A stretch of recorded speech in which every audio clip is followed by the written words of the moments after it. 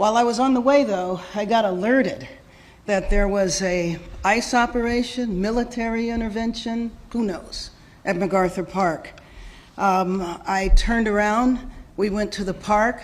I could see a helicopter in the air. I think it was a Black Hawk helicopter. And I saw military tanks. It was the Custom and Border Patrol, and it might have been military on the periphery. To me, this is another example of the administration ratcheting up chaos by deploying what looked like a military operation in an American city. So I went to MacArthur Park because it is very important that the truth be told about what happened there. Now, you can spin it any way you like, but in my opinion, it's a political agenda of provoking fear and terror. Frankly, it is outrageous and un-American that we have federal armed vehicles in our parks when nothing is going on in the parks. It's outrageous and un-American that the federal government seized our state's National Guard. It's outrageous and un-American that we have U.S. Marines who are trained to kill foreign soldiers overseas deployed in our American city. So here's the truth. There's no plan other than fear, chaos, and politics. Home Depot one day, a car wash the next, armed vehicles and what looked like mounted military units in a park the next day. What happened to the criminals, the drug dealers, the violent individuals who were in the park today were children. It was their summer camp, their summer day camp. Those kids now have no activities this afternoon. They have to stay inside. They were ushered inside so that they didn't get exposed to the troops that were walking in formation across their playground area. So what I saw in the park today looked like a city under siege, under armed occupation. And I have to tell you, spending many years traveling into conflict areas, you know, it's the way a city looks before a coup.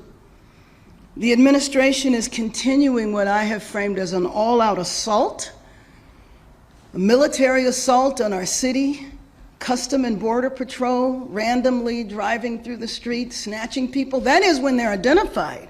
It's Custom and Border Patrol, but we know sometimes they're not identified, so we don't know who they are. Well, I just think it's important that we continue to tell the truth to the American people. There was no protest. There was no disorder that required that. MacArthur Park, we've been working on, the mayor's office and the councilwoman here, Councilwoman Hernandez, have been working on to improve conditions in that park for the last couple of years.